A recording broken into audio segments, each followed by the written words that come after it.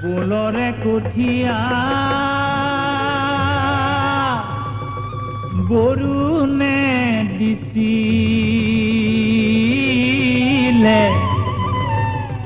বিশ্বকৰ্মাই সাজিলে ঢোল সেইটো ঢোলতে মঘায়ে তুলিলে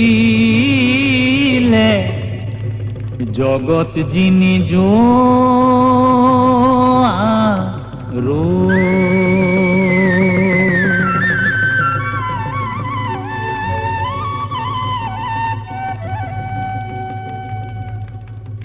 ই বোলে মঘাই সি বোলে মঘাই কেহে লৈ গ'ল মঘাইৰে দেহাতী সীতা জুয়ে গিলিলে জিয় ঘৰে ঘৰে ৰ'ল হে মঘাই ঘাই ঢুলীয়া সেই হেন ঢোলটো জীয়াই থাক মানে ঘৰে পৰে চৰে বা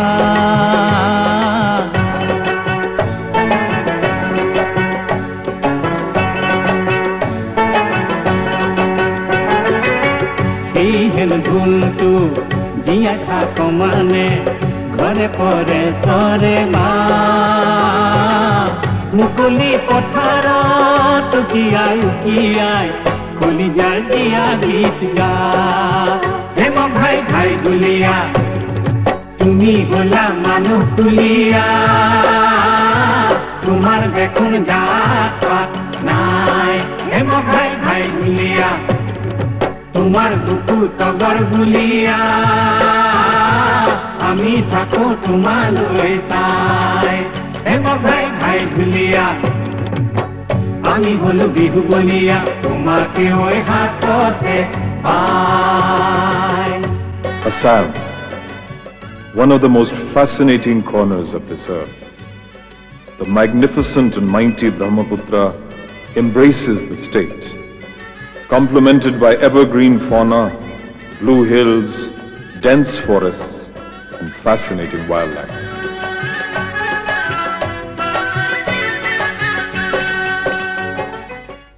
The land of Assam has emerged, like many other parts of this country, from mythology to imperial glory, from colonialism to the assertion of emerging political identity. There were people who belonged to this land. The Chutias, Deoris, Kochis, Kacharis, and the Bodos. And there were races who came to this land of plenty to stay. The soil was fertile and, like the indigenous tribes, crumbled under the might of the new settlers. The Ahoms were one such people. Descendants of the Thai race, they drifted from the east with a greater survival instinct and still greater ruling ability. It was only a matter of time before they overpowered the alluvial land of the Brahmaputra. The Ahoms established a kingdom that is still evident in the ruins of their striking architecture, and built temples after beginning to worship Lord Shiva and other Hindu idols. This divine land was further blessed by the message of equality, brotherhood and peace from the great Vaishnav saint Shankar Dev. His teachings still profoundly influenced the people of Assam, reaching beyond Hinduism, particularly in the rural areas. At the same time, Kamakhya Peeth became the virtual capital for Tantra sadhana for all of India. The military strength of the Ahoms prevented the subjugation of Assam by the Mughals. But with colonialism came a complete rearrangement of the traditional economy. The commercial cultivation of tea was introduced, and that changed the natural profile of Assam forever. The slopes of the hills were covered with tea plants, and the valleys with new people, new languages, and new tunes. As laborers poured into Assam, along with liberal land grants for tea cultivation. Following this came the frenzied expansion of the railways that only matched the pace of overall economic activity. Similarly, oil was first discovered in Assam in the 1820s, and the first oil boring took place in Digboy in 1888. Yet, the economy could not flourish for long. Over time, production slowed down and stagnated, and vast quantities of natural resources remained untapped and under the ground. It was felt that Assam's growing underdevelopment lay in its geographical isolation from the center and in the apathy, ignorance, and patronizing attitude of the rest of the country towards it. Little wonder then that this tranquility was only on the surface.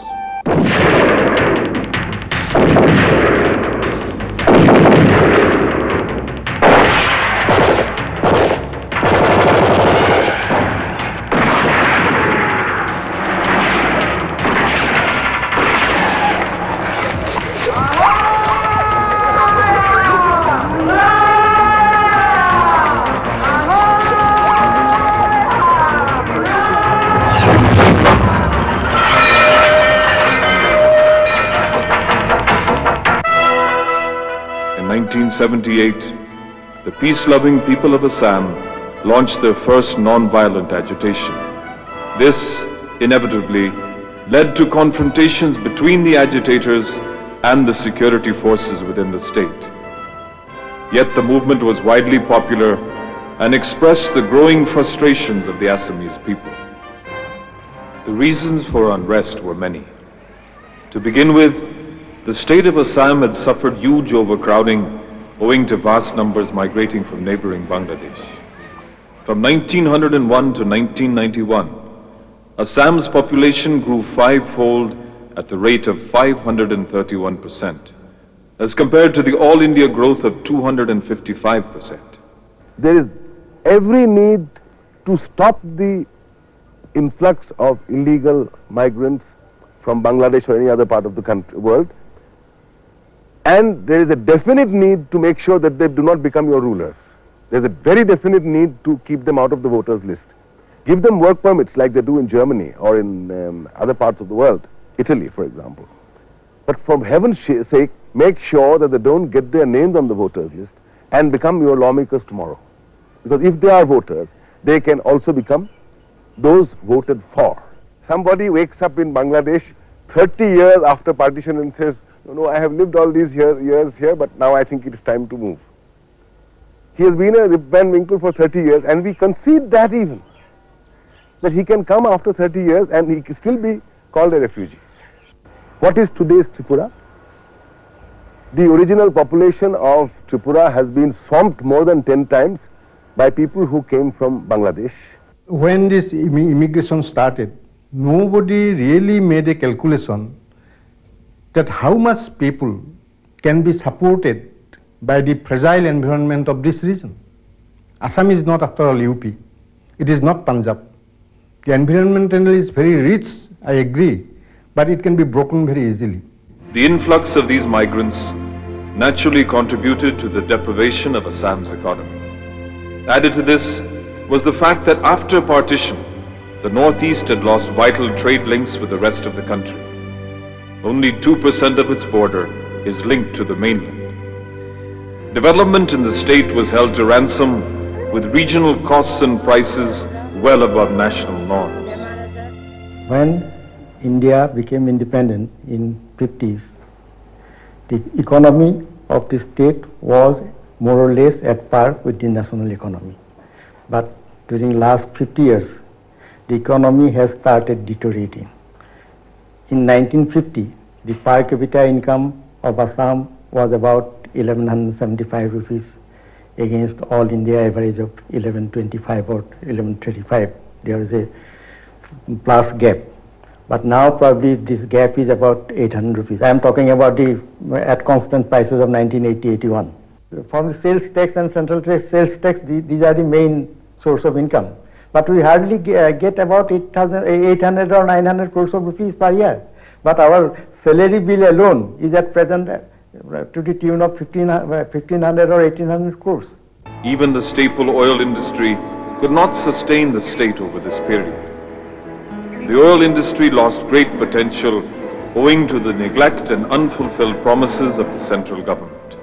The entire northeast is literally floating on hydrocarbons. It is full of crude oil and natural gas. Now, under the constitution, anything below the ground belongs to the center. So the state government has no say on anything that is below the ground. So all policies regarding petrol, crude and natural gas will be determined by the center. You know what has happened? Since 1961, there has been flaring of natural gas. And when the state government said, look, you're flaring this gas, why don't you make some of it available to the Assam Gas Company and to the Assam State Electricity Board? And the center said, no, all this is committed to central organization. They will come and set up fertilizer plants and this and that. Now in 36 years, let us say, we have not seen the faces of those Johnnies who are supposed to come and use up this natural gas. So from 1962, believe you me, this gas has been flared.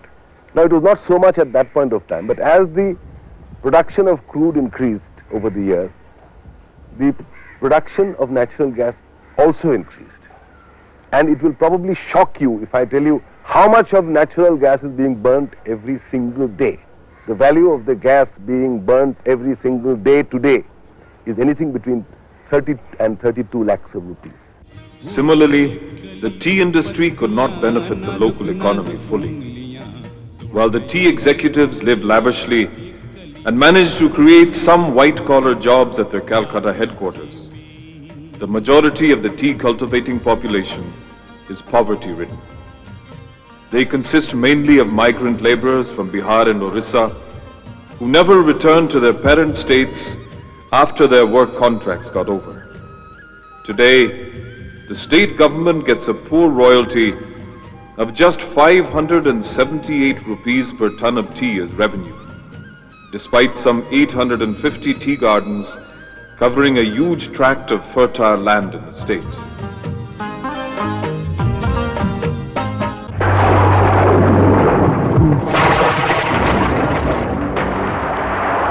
Annual flooding is one chronic cause of the persistent underdevelopment in Assam. Each year, millions of families lose home and hearth due to the overwhelming onslaught of water from the Brahmaputra and its tributaries. The island of Majuli is one example of an area affected by this recurring calamity.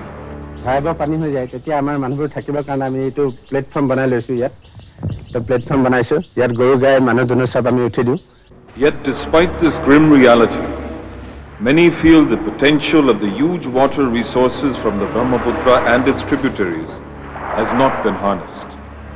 The central and regional authorities have not adequately protected the state with effective flood control measures. Majuli, there is a lot of money which goes in every year under the name of flood control. And there's a lot of roads ostensibly to be built. And these roads, contracts are given out to contractors. And everybody in Majuli knows, children to old people, that these roads never get built. That the road starts getting built 15 days before the rains. So then it's very convenient to say that afterwards that it got washed away, but the reality was it never got built. So there's a powerful nexus being built up of contractors, of certain amount of politicians, some, I'm not saying all, some corrupt bureaucrats also. And what came as a real surprise to us was that even the underground organization ULFA was taking a part of this nice cake. These issues of political economy of the people of Assam and the other states of the Northeast have been further aggravated by a genuine feeling that their history, culture and tradition are not fully appreciated by the people of the rest of the country. First example I can cite, the Ganga Vahana mantra, all over India, all Hindu people, while performing their religious works, they purify the water with a mantra. Gange cha Jamune chaiva Godavari Saraswati Narmade Sindhu Kaveri Jalasmin Sannidhim Kuru. Ihagaccha. But interestingly, the biggest river of India is Brahmaputra. It is not there. The name of Brahmaputra, the river, the greatest river of India, has not found a place in the Ganga Vahana mantra. Mahapurush Srimanta Shankardev, he was one of the greatest saints of India of the 15th century. There was no equal to him. He is mentioned as Jakeri Nahike Upam, who cannot be compared with anybody. So great he was so great a genius. He was a dramatist, he was a composer of songs, bargits, and he has written, translated the Bhagavat into Assamese.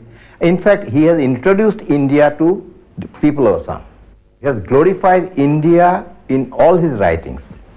And unfortunately, the name of Shankardev is not to be found in the galaxy of these great saints of the 15th century. And historically also, the great events, all the Mughal troops were, the great Mughal army, they were not once, not twice, 17 times they were defeated in this border of Assam. Unfortunately, our historians have neglected this part, and unfortunately for them, eastern boundary of Bengal was the eastern boundary of India. People have asked me several times that your eyes are not, you don't look like a northeastern. I said, how does a northeastern should look like? They say, eyes should be, Chinese sort and tribal sort. I said, haven't you ever seen anyone from Assam who really doesn't have chinky eyes? And that surprised people. So our boys, young generation, naturally they have a feeling, they have grown, they developed a feeling that India has continuously been neglecting us. All these reasons continued to thrust forward the growing student agitation in the state. The All Assam Students' Union, or ASU, intensified in 1979 when the Lok Sabha elections were withheld and continued well up to the 1983 assembly polls in Assam.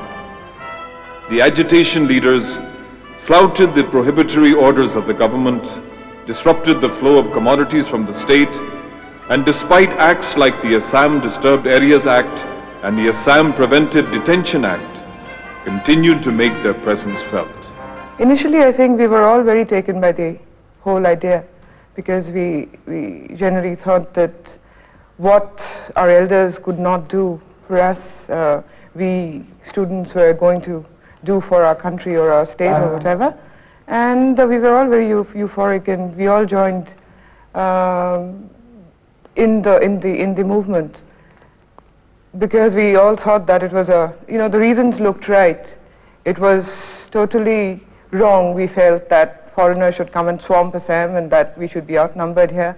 And if no one else was going to do it, we students ought to be doing something about it. The ASU leaders continued their agitation all through the early 1980s and all through 20 rounds of discussions with the central leaders and the opposition.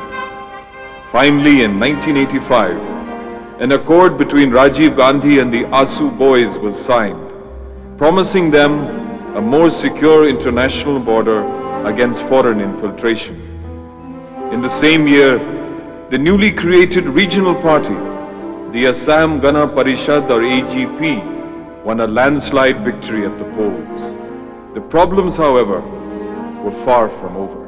Suddenly you had all these people who were, MSc, BSc students till yesterday, becoming chief minister and ministers and cabinet ministers and ruling the state.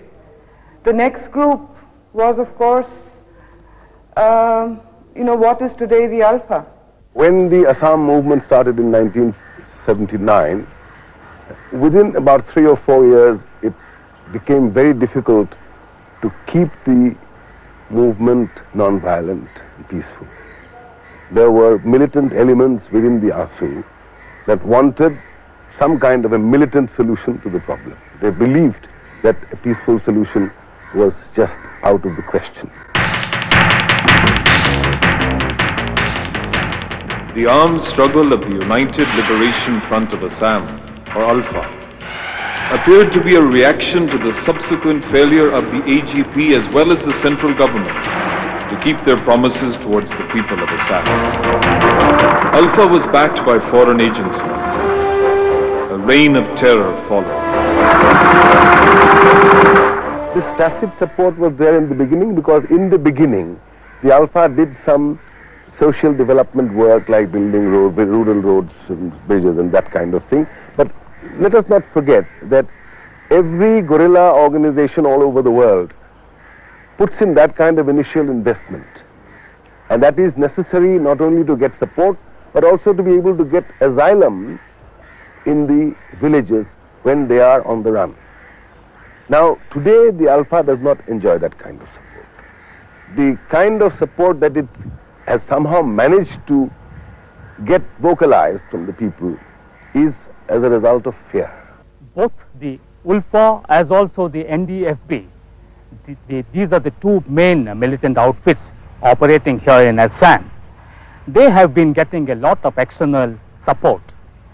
They have their bases just across our borders in our neighboring countries, from where they operate at will, come into Assam, strike at will and then get back. To counter all these militant activities, the army moved in.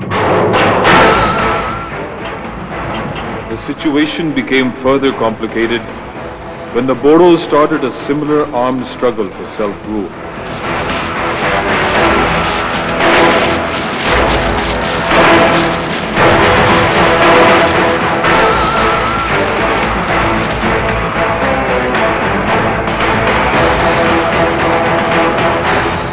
Killings, deaths, buns and destruction became daily events in Assam.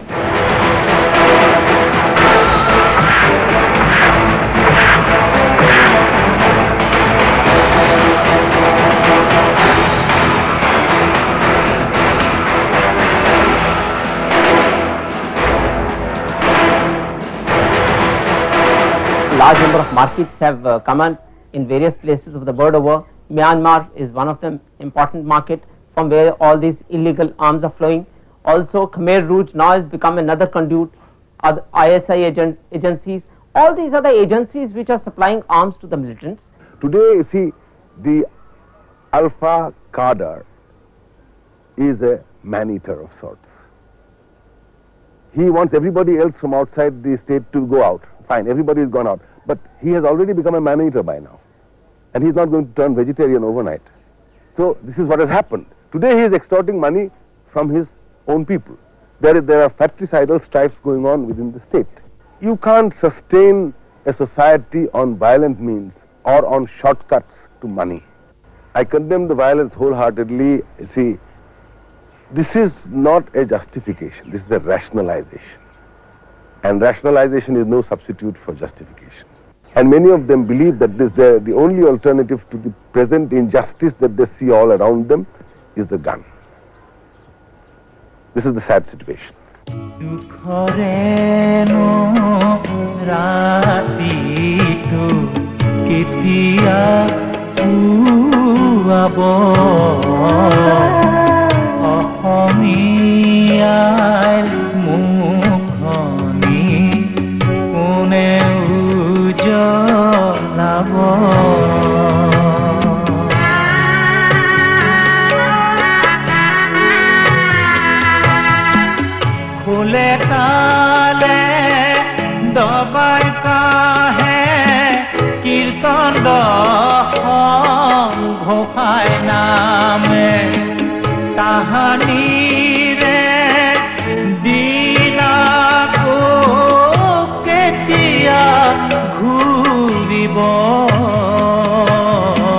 এটা জেনেৰেশ্যনক শেষ কৰি দিবলৈ বিচাৰিছে বুলি কৈছে তেওঁলোকে কৈছে আলফাই কৈছে বা এক্সট্ৰিমিষ্টসকলে কৈছে যে এটা জেনেৰেশ্যনক শেষ কৰি দিব বিচাৰিছে এই কথাটোৰ কাৰণে চিন্তা কৰিব লাগে চৰকাৰে ভাৰত চৰকাৰে চিন্তা কৰিব লাগে কাৰণ এটা সমস্যা সমাধান কৰিবলৈ মুষ্টিমেয়খিনি মানুহক তেওঁলোকে নিয়ন্ত্ৰণ কৰিবৰ কাৰণে এটা জাতিৰ ভৱিষ্যতটোক এটা জাতিৰ জেনেৰেশ্যনক শেষ কৰি দিয়াটো কোনো যুক্তি নাই এইটো একেবাৰে অমানৱীয় কাৰ্য আৰু এই অমানৱীয় কাৰ্যটোত চৰকাৰে যদি তেনেধৰণে ব্যৱস্থা লয় এই সমস্যাটো কোনোদিন সমাধান নহয় পৃথিৱীত কোনো ইতিহাস নাই যে এনেকুৱা সমস্যা সমাধান হৈছে আজি যদি এখিনি লৰাই ভুল পথে যদি আগবাঢ়িছে তেওঁলোকক বুজাব লাগে সংবিধান আছে সংবিধানৰ কৰি বুজাওক ইউনিভাৰ্চিটি আছে Suppose some alpha boys come to my house at Guwahati at night, say at 11 o'clock, some 5 alpha boys have come to my house with up to modern weapons, and they have demanded shelter in my house.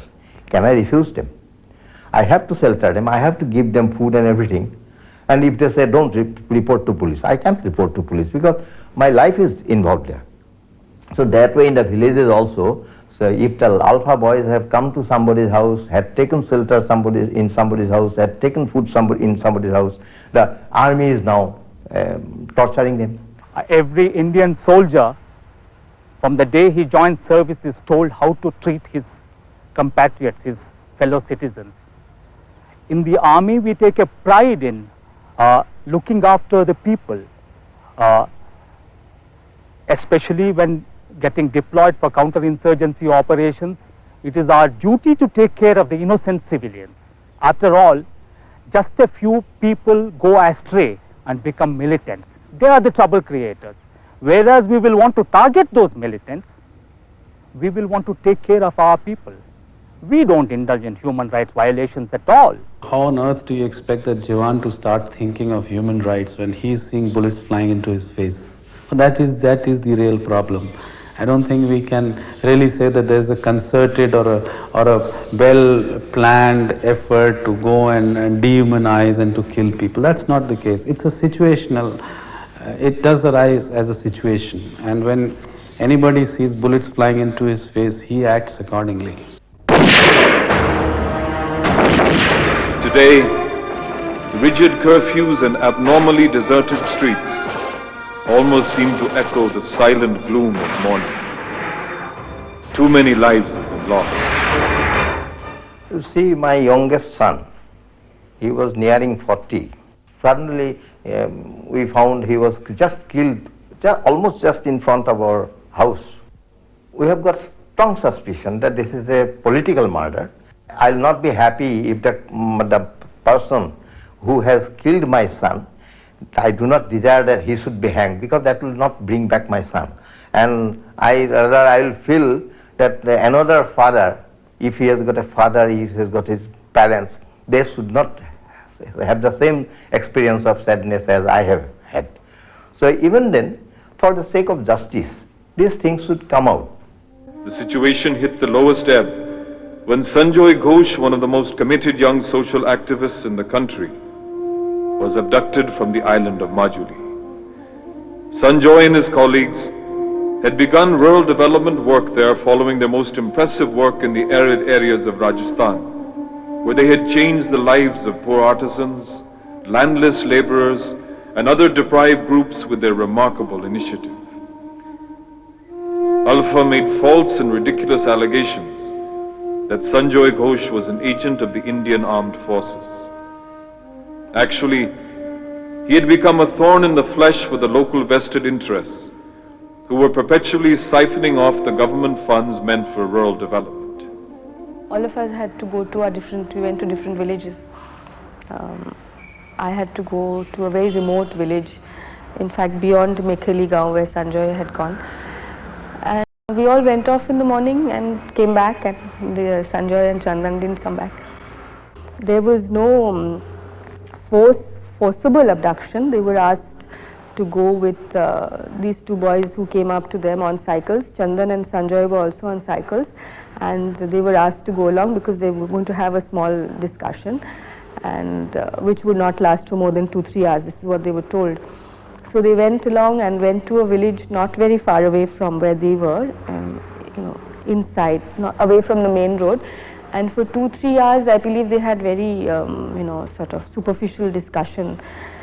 And then they were told that we have to go to another village, at which point Sanjoy said that, if it gets very late, we'll have to inform people at home. So they said, no, it won't take too long. And I think when they went to the other village, that's when there were boys with arms.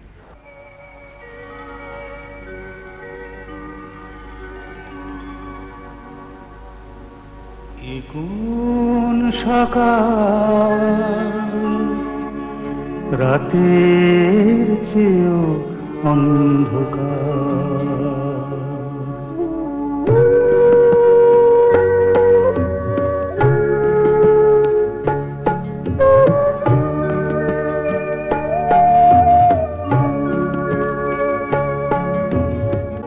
কোন সকাল রাতের চেয়েও অন্ধকার, এ কোন সকাল রাতের চেয়েও অন্ধকার, ও কিশোর জোনাকি স্বপ্নের চিতা, ও কিশোর জোনাকি স্বপ্নের চিতা, ও কি পাখির কুজন নাকি হাহাকার, এ কোন সকাল রাতের চেয়েও অন্ধকার। The sad situation in Assam has found itself repeated in the states of Nagaland, Tripura and Manipur as well. Because of these psychosis, fear psychosis, shops have to close very early as 3 p.m. in the evening. People have to be indoors by 4 or 5 in the evening, and so by 7, 8 you will not see any movement in the street. People are very frustrated, in some areas very frustrated, very confused, very scared, and somewhere we have lost direction. Yet the history of a highly cultured society like Assam's can never end in a state of perpetual darkness.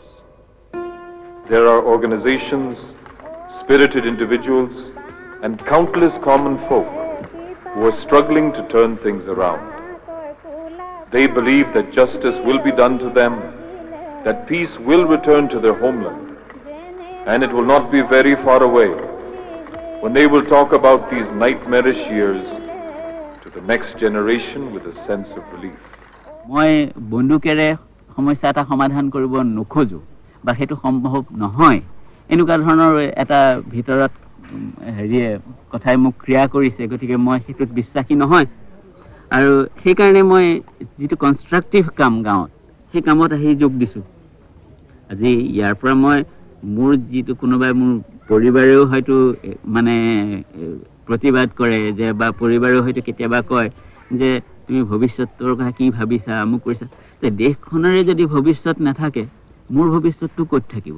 নিশ্চয় আছে। আমাৰ ইয়াতে ইমান বেমাৰী আছে, নিজৰ গাঁও হয়, আমাৰ নিজৰ দেশৰ মানুহ হয়, এইখিনি যদি আমি নিজে নাচাওঁ, চহৰত যদি আমি বেপাৰ কৰি থাকোঁ, নাৰ্ছিং হোমত কেনেকৈ চলিব?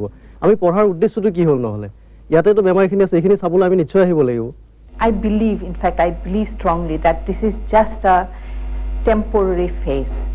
We have to go through it, and finally I hope and I believe that it will we will come out, I mean, stronger and better. We shall overcome someday. But they cannot do it alone. To succeed in their struggle for peace, they need sincere fulfillment of the promises made by the government. To prevent the whole region of the Northeast from totally sinking into a state of perpetual chaos, we need to raise our voice against this historic blunder. सुनो भोर के राही, अभी है राही, यहाँ रुकना नहीं। सुनो भोर के राही, अभी है राही, यहाँ रुकना नहीं। है ये रेत की कागार, आशाओं की नाव, यहाँ बांधना नहीं। है ये रेत